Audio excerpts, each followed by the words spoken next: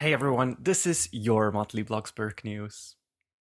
February 2023. Starting with the headlines, Bloxburg had a Valentine's Day update. The grass is back, and new people were added to the development team. Number 1. Bloxburg had its third Valentine's Day update ever, and we got some nice Valentine's Day stuff, for example, the cakes. We also got some broken hearts, which I loved. Now, of course, these will disappear. Now, the things that will stay are the reclining seats, and then some more furniture that we have gotten. Talking about the furniture, it also came with Easter eggs. On the newspaper and on the spilled coffee mug, there is a Coffee Stain logo, making sure that we know that Coffee Stain is now working on Bloxburg. And I loved that little detail so much. Also, the spilled coffee mug says, "We'll leave a coffee stain," so that's another hint right there. Loved that stuff so much. Then number 2 is the grass is back. Now, I did want to make that a separate point. I know it came with the Valentine's Day update, but for a lot of people, that means a lot of work because they're still in their winter mode. And if you build on a hill or if you build somewhere else that has a lot of different floor parts, you will have to paint every single one of them back from snow to grass. Now, just a reminder, grass is camo, and the grass texture, there was a time when people used slate for grass. Now, I'm glad that that is over. So again, camo and grass texture is what you want to use to paint it. Now, the reason I made that a separate point is because if you want to build a house on a hill or a house with a big basement or a house where you will have to paint a lot of floor yourself, basically, where it's grass, now would be the best time to do so because we have grass until October. It's the longest period of the year where the grass does not change texture. The next time it will change is for Halloween when the grass turns orange. Other than that, you're good throughout the entire summer,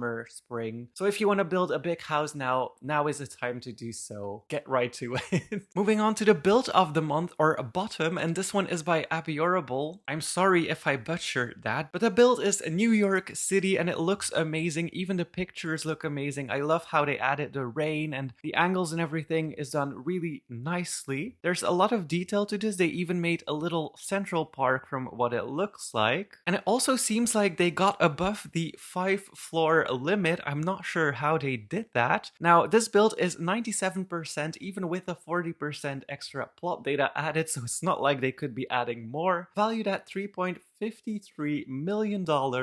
This is probably one of the better builds I have ever seen in Bloxburg. I absolutely love this so much. And the more you look at the pictures, the more details you'll see where you're like, oh my god, how did they think of that? Amazing build, keep it up. Moving on, there's some new people in the development team. Now, we don't know whether those are people that work at Coffee Stain or those are alts or something like that. Some people in the development team were still from back when the thumbnails were made for Bloxburg, when the thumbnails were changed, so those people were in there as well. Some people in there, I don't know what they're doing exactly, but right now we have some new people in the development team. You've probably seen the leaks if you follow some leak accounts, so I did want to mention that as well. And then moving on to the trends, we're going back to old builds, and I'm not saying builds from 2 months ago, but actually builds from like the pandemic or something like that, and adding more detail to them and finishing them up, because right now we can do a lot more than we could in 2020 with more basic shapes, the transform tool. So a lot of people are going back to their old builds that they've completely abandoned, and now they're redoing them and adding detail to them. And then another trend I see is massive towns. Now, before, a massive town used to be a town with decorated apartments, and I see more and more a trend of people building towns without it actually having any interior, but just focusing on the exterior part of it, where it looks like something recognizable from real life, taking a town from real life and trying to copy that, adding as much detail as possible, meaning that there is no plot data left to actually build the insides of the houses. So we're seeing more and more towns that look super detailed but actually have nothing inside them. I don't mind it, I kind of like it. However, I sometimes do like towns that are decorated as well, but that's a personal opinion. Now, anyways, I don't know when my next video will be. I'm still pretty sick. I have a stomach flu, but I tried my best to get Bloxburg news out because it's very important to me that it gets out on the last Thursday of the month and I don't want to skip it. So anyways, that was your Bloxburg news. Thank you guys so much for watching. Hit that like button